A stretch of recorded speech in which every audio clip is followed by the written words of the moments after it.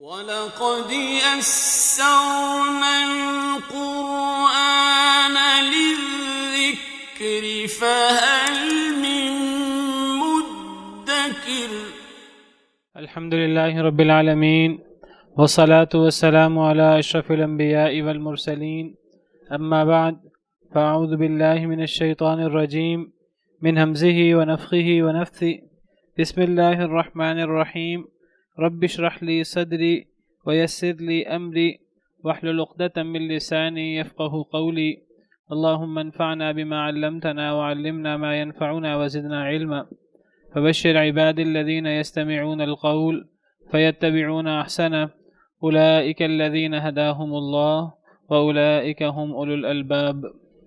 إن تبدوا شيئا أو تخفوه فإن الله كان بكل شيء عليما لا جناح عليهن في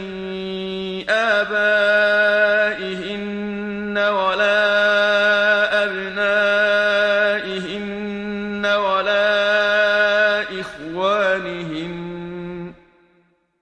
ولا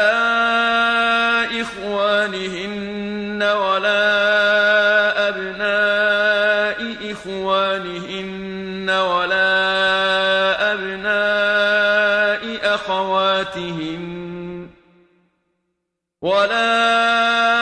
أبناء أخواتهن ولا نسائهن ولا ما ملكت أيمانهن واتقين الله إن الله كان على كل شيء شهيدا.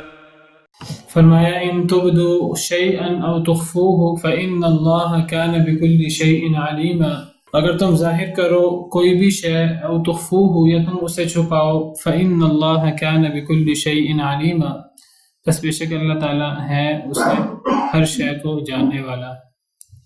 پچھلی آیت میں جس کو آیت الحجاب کہا جاتا ہے اس میں اللہ تعالیٰ کا یہ حکم موجود ہے وَإِذَا سَأَلْتُمُوهُنَّ مَتَاعًا فَاسْأَلُوهُنَّ مِنْ وَرَاءِ حِجَابٍ، کہ جب تم نبی کی بیویوں سے، ازواج مطہرات سے، امہات المؤمنین سے سوال کرو فَاسْأَلُوهُنَّ مِنْ وَرَاءِ حِجَابٍ، ان سے پردے کے پیچھے سے سوال کرو، یہ تمہارے دلوں کے لیے بھی پاکیزہ ہے، زیادہ پاکی کا باعث ہے، اور ان کے دلوں کے لیے بھی۔ اور پھر اس آیت کریمہ کے آخر میں یہ حکم بھی ہے کہ تمہارے لیے یہ جائز نہیں کہ تم اللہ کے رسول صلی اللہ علیہ وسلم کو تکلیف دو، اور یہ بھی جائز نہیں کہ تم ان کی بیویوں سے نبی کریم صلی اللہ علیہ وسلم کے بعد، آپ کے فوت ہونے کے بعد شادی کرو، یہ بھی تمہارے لیے جائز نہیں ہے۔ یہ چیز اللہ کے نزدیک بہت بڑی بات ہے کہ کوئی شخص جو ہے وہ نبی کریم صلی اللہ علیہ وسلم کے بعد نبی کی بیوی سے شادی کا سوچے۔ تو روایات میں آتا ہے کہ کسی شخص کے ذہن میں خیال آیا کہ نبی کریم صلی اللہ علیہ وسلم کے بعد وہ نبی کریم صلی اللہ علیہ وسلم کی ازواج مطہرات میں سے کسی سے شادی کر لے گا، تو اللہ تعالیٰ نے یہ آیات نازل کر دی کہ نبی کریم صلی اللہ علیہ وسلم کی بیویوں کا بہت بڑا مقام ہے، وہ مومنوں کے لیے ماؤں کی طرح ہیں، اور کوئی شخص بھی نبی کریم صلی اللہ علیہ وسلم کے بعد ان سے شادی نہیں کر سکتا۔ یہ نبی کریم صلی اللہ علیہ وسلم کی خصوصیت ہے، آپ کے مقام کی وجہ سے۔ آپ کی ازواج مطہرات دنیا میں بھی آپ کی بیوی ہیں اور آخرت میں بھی وہ آپ کی بیوی ہوں گی، تو کوئی اور نبی کریم صلی اللہ علیہ وسلم کے ازواج سے شادی نہیں کر سکتا۔ تو بعض افراد کے ذہن میں خیال آیا تو اللہ تعالیٰ نے یہ آیت اتار دی کہ ایسا سوچنا بھی صحیح نہیں ہے، ایسا سوچنا بھی بہتر نہیں ہے۔ تو نبی کریم صلی اللہ علیہ وسلم کی وہ ازواج مطہرات جن کے ساتھ آپ کا نکاح ہوا اور رخصتی بھی ہوئی، تو علماء کا اجماع ہے اس آیت کریمہ کی روشنی میں کہ کوئی مسلمان ان سے شادی نہیں کر سکتا، شادی کے سوچ میں نہیں سکتا۔ ہاں کوئی ایسی خاتون ہو جس سے نبی کریم صلی اللہ علیہ وسلم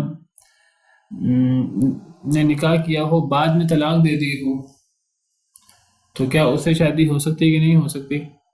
تو اس کے بارے میں اختلاف ہے علماء کا، بعض علماء کہتے ہیں اس سے بھی شادی نہیں ہو سکتی، بعض کہتے ہیں اس سے شادی ہو سکتی ہے۔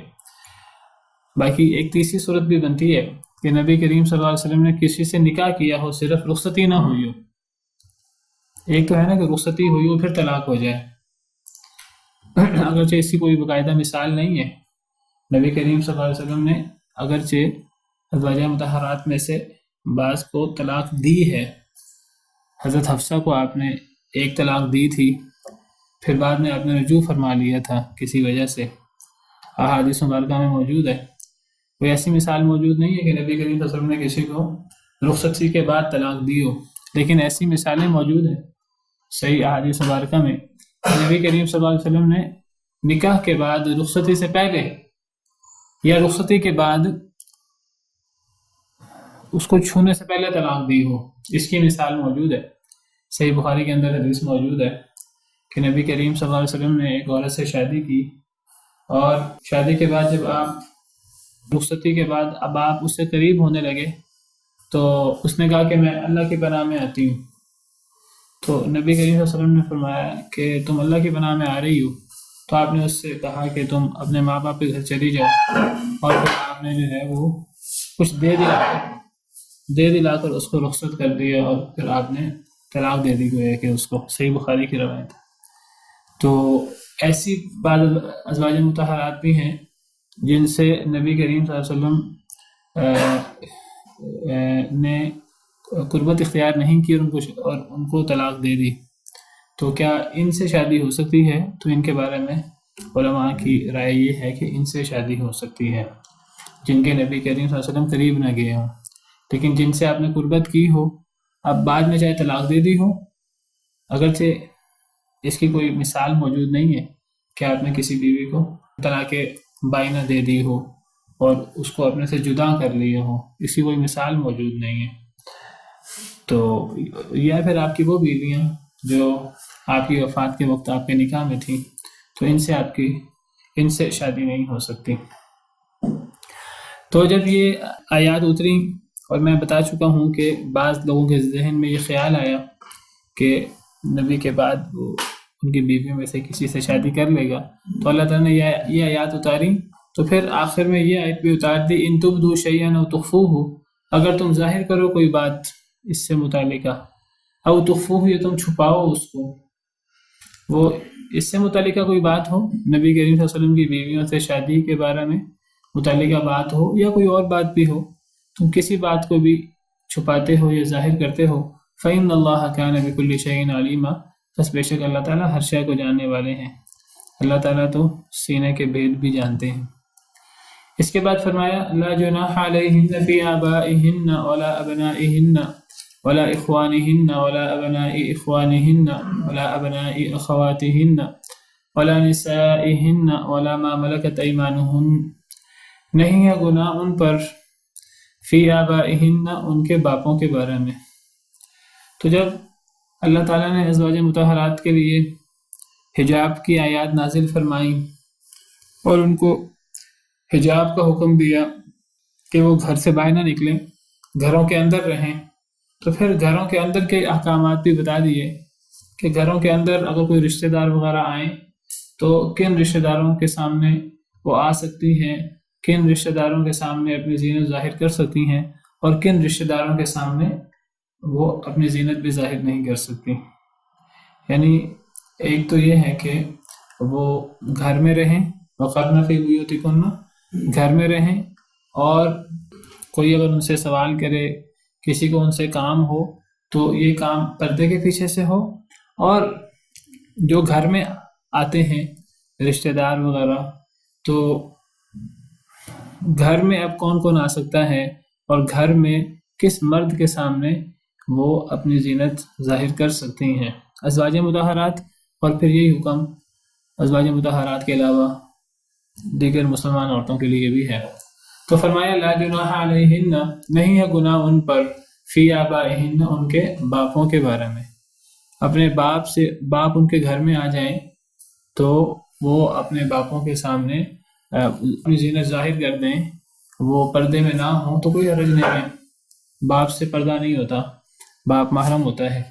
تو نہیں ہے گناہ ان پر فی آبائہن ان کے باپوں کے بارے میں۔ باپ میں باپ بھی شامل ہے اور دادا بھی شامل ہے اور نانا بھی شامل ہے۔ باپ میں اپنا باپ، سگا باپ، اور دادا باپ کا باپ، اور ماں کا باپ بھی شامل ہے۔ خاوند کا باپ نہیں ہے؟ خاوند کا باپ بھی ہے، اس کا ذکر یہاں نہیں ہے، اس کا ذکر دوسری آیتوں میں ہے، بھی بتاتا ہوں۔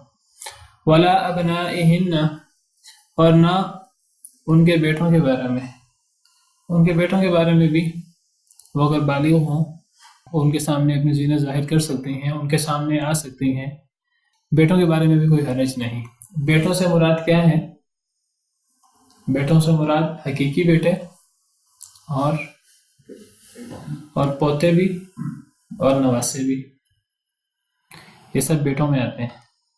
بیٹے بھی حقیقی بیٹے ہوں گے، اور اس کے علاوہ جو ہے وہ پوتے بیٹوں کے بیٹے، اور اس کے علاوہ بیٹیوں کے بیٹے نواسے نیچے تک۔ ولا اخوانہن، اور نہ ان کے بھائیوں کے بارے میں، نہ ان کے بھائیوں میں ان کو کوئی گناہ ہے، یہ بھائیوں کے سامنے بھی آ سکتی ہیں، اگر بھائی گھر میں آ جائیں ان کے سامنے آ سکتی ہیں۔ بھائیوں سے مراد کون کون ہے؟ سگے بھائی، اور پھر باپ شریک بھائی اور ماں شریک بھائی۔ وہ بھائی جو ماں باپ شریک سگے بھائی ہوں وہ بھی، اور وہ بھائی بھی کہ کسی خاتون کا اور اس کے بھائی کا باپ ایک و ماں الگ ہو، تو یہ بھائی بھی محرم ہوتا ہے، اس سے بھی پردہ نہیں ہوتا، اس بھائی کے سامنے آنے میں بھی کوئی حرج نہیں ہے۔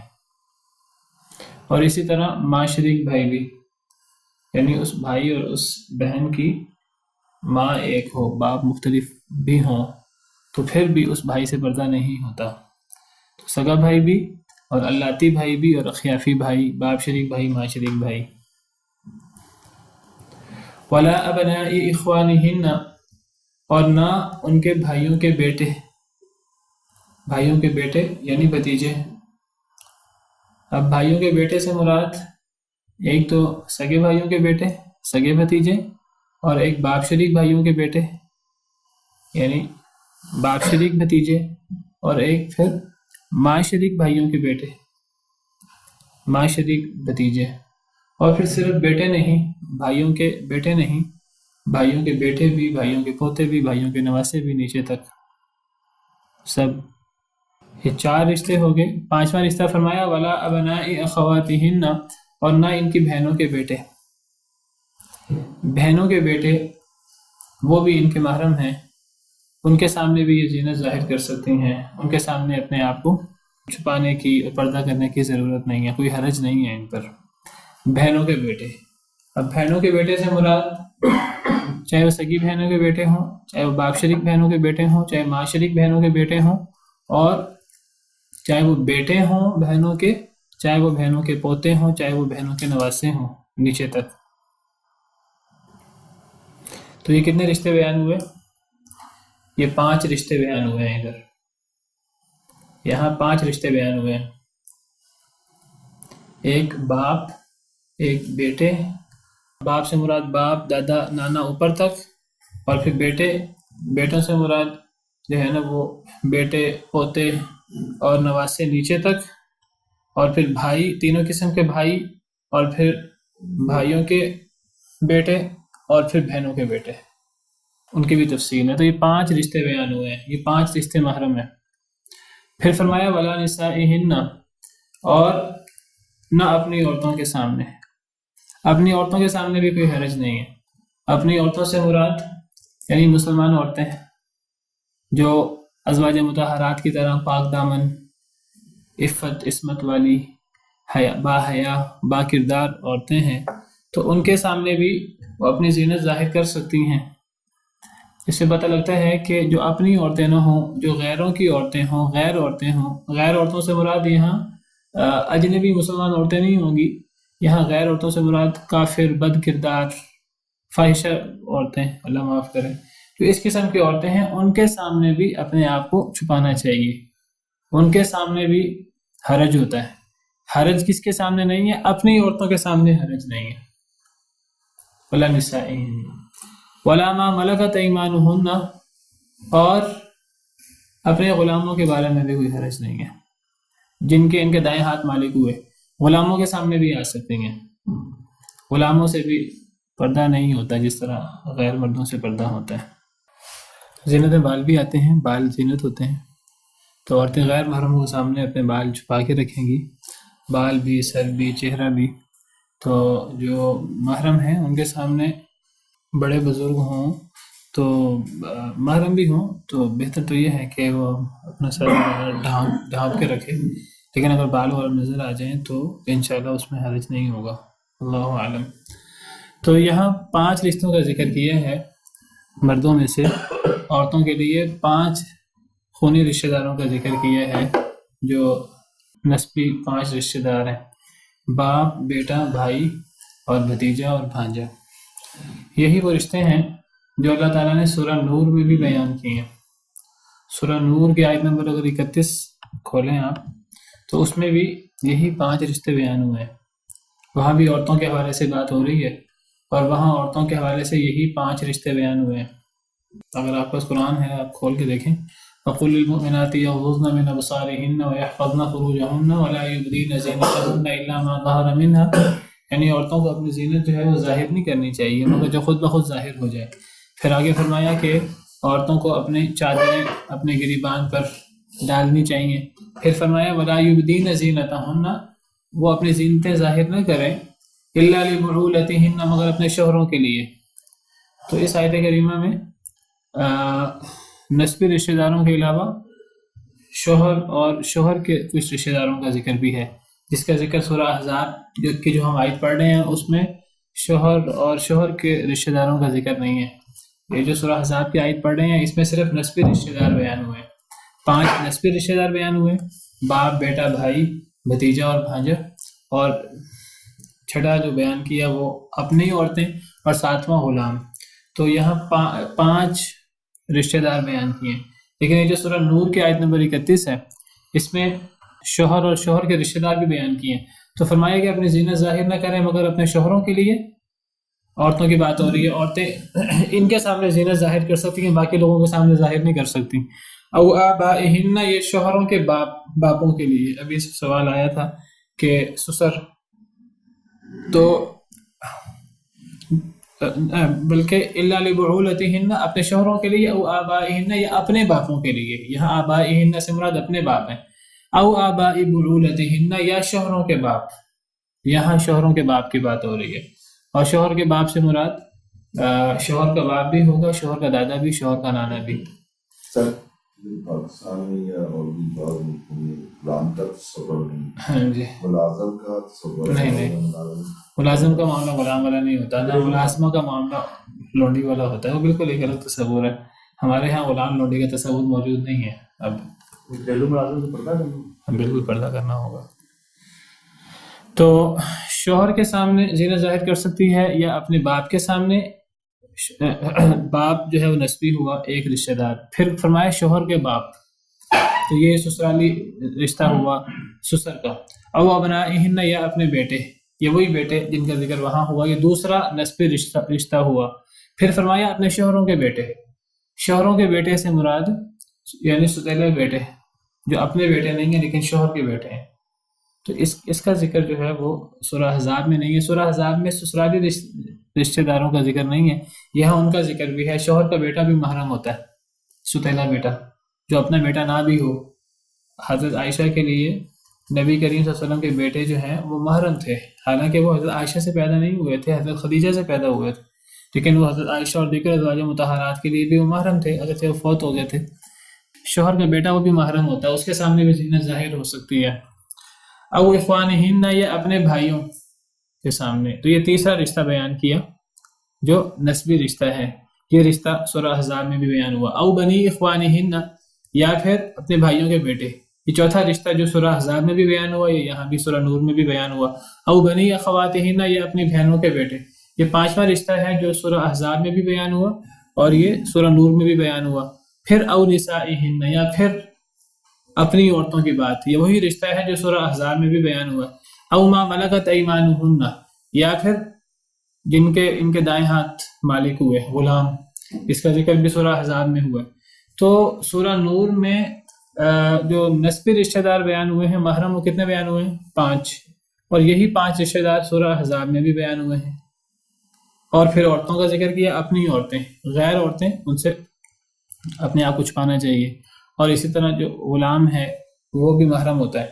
اور پھر یہاں فرمایا بالتابعین غیر اولی الاربۃ من الرجال، ایسے مرد جن میں خواہش نہیں ہوتی، بہت بوڑھے ہو جائیں، او الطفل الذین لم یظہروا علی عورات النساء، یا پھر ایسے بچے جو ابھی تک عورتوں کے پوشیدہ معاملات کے بارے میں انہیں پتہ نہیں لگا۔ یہ سورہ نور کے اندر یہ ذکر ہے۔ تو اب سورہ نور کے اندر جو نسبی رشتہ دار بیان ہوئے ہیں وہ 5 جو محرم ہیں، اور پھر سسرالی رشتہ دار بھی بیان ہوئے ہیں۔ عورتوں کے حوالے سے، عورتیں جن مردوں کے سامنے آ سکتی ہیں، اس حوالے سے یہ 2 آیتیں ہیں، ایک سورہ نور کی یہ آیت نمبر 31 اور ایک سورہ احزاب کی یہ آیت جو ہم پڑھ رہے ہیں۔ تو عورتوں کے حوالے سے جو محرم رشتہ دار بیان ہوئے ہیں وہ 5 بیان ہوئے ہیں، لیکن قرآن کریم کی سورہ نساء کی ایک آیت ہے جو 4 پارے کی آخری آیت ہے، اس میں عورتوں کے حوالے سے محرم رشتہ دار بیان نہیں ہوئے، بلکہ اس میں مردوں کے حوالے سے جو عورتیں ان کے لیے حرام ہے، جن سے وہ شادی نہیں کر سکتے۔ سورہ نساء کی آیت نمبر 23،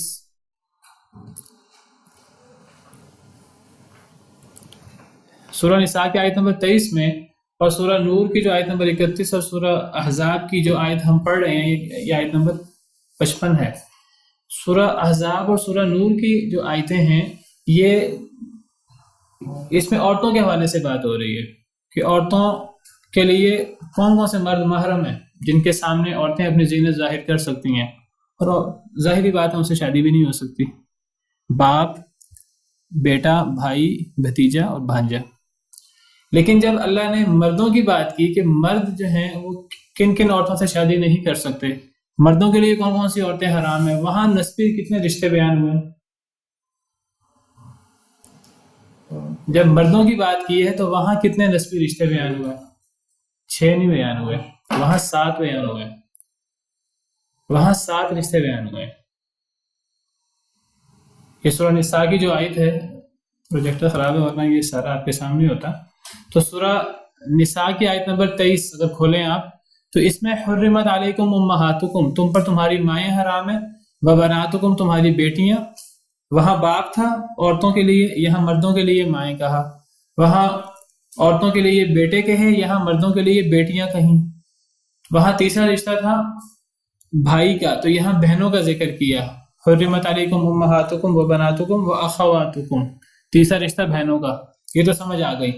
پھر آگے فرمایا وعماتکم، جب مردوں کا ذکر کیا تو یہاں چوتھا رشتہ بیان کیا پھوپھی۔ اس کے بالمقابل اگر عورتوں کا ذکر کریں تو کون آنا چاہیے؟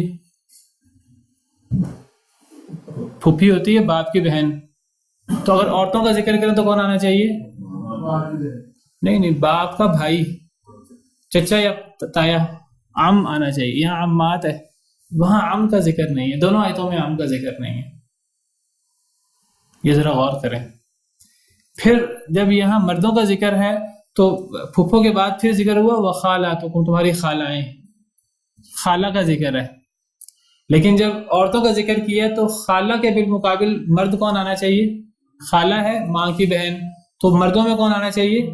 ماں کا بھائی، تو وہاں ماموں کا ذکر بھی نہیں ہے۔ یہ 2 رشتے عورتوں میں اضافہ ہے، ایک پھپھو کا اور ایک خالہ کا، پھپھو کا اور ایک خالہ کا، وہاں 3 ہے، ایک باپ، بیٹا، بھائی۔ پھر یہاں تو پھپھو اور خالہ بھی ہے، وہاں چچا اور ماموں نہیں ہے۔ پھر آگے وبنات الاخی، عورتوں میں پھر بھائی کی بیٹی کا ذکر ہے، وہاں اس کی جگہ پر بھائی کے بیٹے کا ذکر ہے، اس کے بالمقابل بھتیجے کا، یہاں بھتیجے کا ذکر ہے۔ پھر یہاں بھانجی کا ذکر ہے اور وہاں اس کے بالمقابل بھانجے کا ذکر ہے۔ تو یہاں 2 رشتے زیادہ بیان ہوئے ہیں جب مردوں کا ذکر ہوا تو کون سے 2 رشتے زیادہ بیان ہوئے ہیں؟ پھپھو اور خالہ کا۔ وہاں اس کے بالمقابل اگر رشتے دیکھیں تو وہ چچا اور ماموں کا بنتا ہے، وہ بیان نہیں ہوا۔ اب بعض علماء کی رائے یہ کہ چچا اور ماموں محرم ہی نہیں ہوتے عورتوں کے لیے، مردوں کے لیے پھپھو اور خالہ محرم ہوتی ہیں۔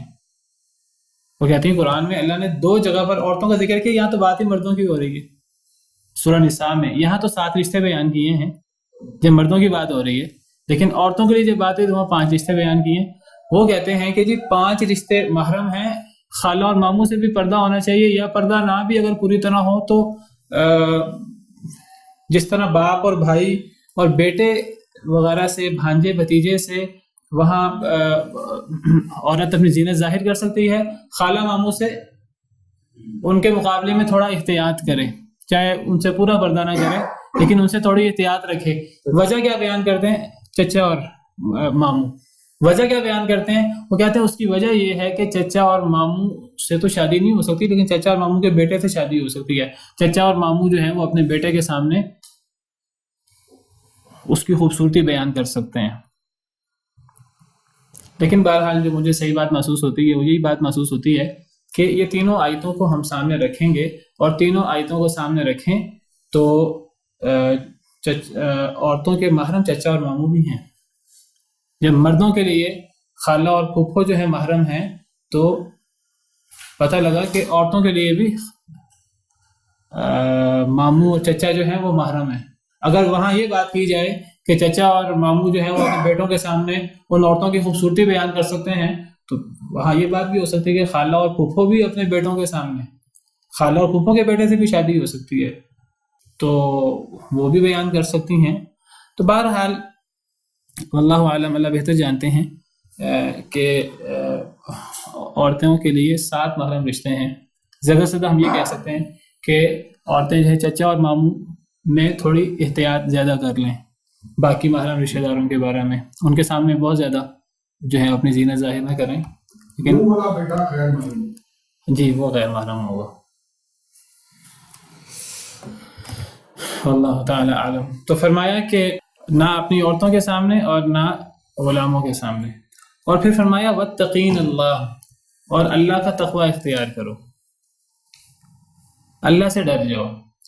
یعنی ایک تو ہے ظاہری پردے کے احکامات، ظاہری پردہ کرنے سے انسان میں شرم حیا پیدا ہوگی، اور عورتوں کے دل وہ بھی پاکیزہ رہیں گے، مردوں کے دل بھی پاکیزہ رہیں گے، اور شیطان کو دل میں برائی ڈالنے کا اور ورغلانے کا موقع نہیں ملے گا۔ لیکن ظاہری پردہ اختیار کرنے کے باوجود بھی اگر دل میں تقوی نہ ہو تو پھر بھی برائی جو ہے وہ برائی کا خیال آ سکتا ہے۔ تو صرف ظاہری پردہ اور ظاہری احکامات ہی سب کچھ نہیں ہوتے، ظاہری احکامات کی پابندی کرنے کے ساتھ ساتھ اندر بھی اللہ کا خوف ہونا چاہیے۔ یہ ہے اصل مطلب کہ انسان ظاہری احکامات پہ عمل کرنے کے ساتھ ساتھ اپنے اندر کی بھی اصلاح کرے، اپنے اندر تقوی پیدا کرے۔ کچھ لوگ کہتے ہیں کہ ہمارے اندر تو ایمان ہے، ظاہر پر وہ ایمان نظر نہیں آتا۔ وہ کہتے ہیں چونکہ ہمارے اندر ایمان ہے ہمیں ظاہر کے ایمان کی ضرورت نہیں ہے۔ اللہ یہ نہیں اللہ اس بات کو نہیں مانتے۔ اللہ فرماتے ہیں کہ ظاہر کے اندر بھی ایمان پیدا کرو اور باطن کے اندر مزید ایمان پیدا کرو۔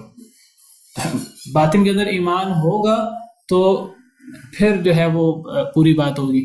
آپ دیکھیے کہ اللہ تعالیٰ نے جو ہے وہ معاشرے کے اندر خرابیاں ہوتی ہیں، اللہ نے ان کے 2 حل بیان کیے ہیں۔ ایک تو اللہ نے ان کا ظاہری حل یہ رکھا ہے کہ کوئی خرابی معاشرے کے اندر ہو تو اللہ نے اس کی سزا رکھی ہے، یہ ظاہری اس کا حل ہے۔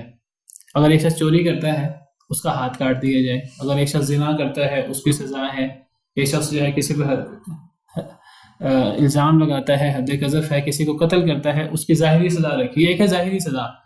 ظاہری سزا سے صرف ظاہری سزاؤں سے مسئلہ حل نہیں ہوتا۔ اگر ظاہری سزاؤں سے مسئلہ حل ہو تو دنیا کے اندر جو ہے وہ سزائیں ملنے کے بعد جرائم ختم ہو جانے چاہیے، لیکن سزائیں ملنے کے بعد بھی جرائم باقی رہتے ہیں۔ جرائم کب ختم ہوتے ہیں؟ جب ظاہری سزاؤں کے نفاذ کے ساتھ ساتھ انسان اپنے دل کے اندر بھی اللہ کا ڈر پیدا کرے۔ جب انسان اکیلا بھی ہو، جب کوئی دیکھ نہ رہا ہو، کیمرہ بھی موجود نہ ہو اور کوئی نہ دیکھ رہا ہو، تب انسان سمجھے کہ اللہ مجھے دیکھ رہا ہے۔ جب یہ تصور ہو، جب دل کے اندر بھی ایمان ہو اور ساتھ ظاہری طور پر حدود کا نفاذ ہو، تو تب اصلاح ہوتی ہے۔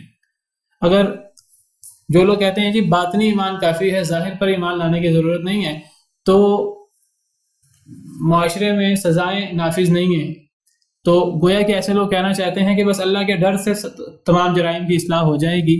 اللہ کے ڈر سے صرف جرائم کی اصلاح نہیں ہوتی، اس کے ساتھ ساتھ جو ہے وہ ظاہری سزاؤں کی بھی ضرورت ہوتی ہے، لیکن صرف ظاہری سزائیں بھی کافی نہیں ہوتی، صرف ظاہر بھی کافی نہیں ہوتا، اس کے ساتھ ساتھ اللہ کا ڈر ہو دل کے اندر اور ظاہر میں سزاؤں کا بھی خوف ہو، تو ان دونوں چیزوں کے ملنے سے صحیح ایمان جو ہے وہ ایک معاشرے کے اندر وجود میں آئے گا اور معاشرے کی اصلاح ہوگی۔ اسی طرح اگر ظاہری طور پر انسان عورتیں پردہ کریں گی، مرد ظاہری طور پر جو نبی صلی اللہ علیہ وسلم کی سنتیں ہیں، ظاہری جسمانی لباس اور شکل و صورت، اور جب ظاہری طور پر بھی اہتمام کریں گے اور دل کے اندر بھی تقویٰ ہوگا تو پھر اصلاح ہوگی۔ صرف ظاہر سے بھی اصلاح نہیں ہوگی اور صرف باطن سے بھی، باطن کے اندر انسان اصلاح کر لے ظاہر پہ اصلاح نہ ہو۔ میں آخری بات کر کے اپنی بات ختم کرتا ہوں کہ اگر ہمارا جو دل کا ایمان ہے، بعض لوگ کہتے ہیں ہمارے دل کے اندر ایمان ہے، اگر ہمارے دل کا ایمان اتنا کمزور ہے کہ وہ ہمیں آمادہ نہیں کرتا کہ ہم اپنے ظاہر پر، اپنے 6 فٹ کے جسم پر اللہ کے احکامات کو لاگو کریں، تو اس پہ ذرا غور کریں کہ کیا یہ ایمان جو اتنا ہمارا کمزور ایمان ہے کہ ہم اپنے ظاہر پر بھی اس کو اپلائی نہیں کر سکتے، دنیا میں اس ایمان کو کیسے نافذ کریں گے، دنیا میں اسلام کیسے نافذ ہوگا، اور سب سے بڑھ کر یہ ایمان ہمیں جنتوں میں کیسے لے کے جائے گا۔ جنت میں تو یہی ایمان لے کے جائے گا نا جو ہمارے دل کا ایمان ہے۔ اگر دل کا ایمان اتنا کمزور ہے کہ ہم اس کو اپنے ظاہر پہ لاگو نہیں کر سکتے، تو اس کو ہم دنیا میں کیسے نافذ کریں گے، اس اسلام کو دنیا میں کیسے غالب کریں گے، اور پھر یہ ایمان ہمیں جنت میں کیسے لے کے جائے گا۔ تو یہ ایمان جو ہے دل کا ایمان اتنا قوی ہونا چاہیے، ہم اس کو اپنے اوپر بھی نافذ کریں اور پھر ہم اس کو، اس کی دعوت معاشرے میں بھی ہم جو ہیں وہ اسلام کو پھیلانے کی حکمت کے ساتھ ہم کوشش کریں۔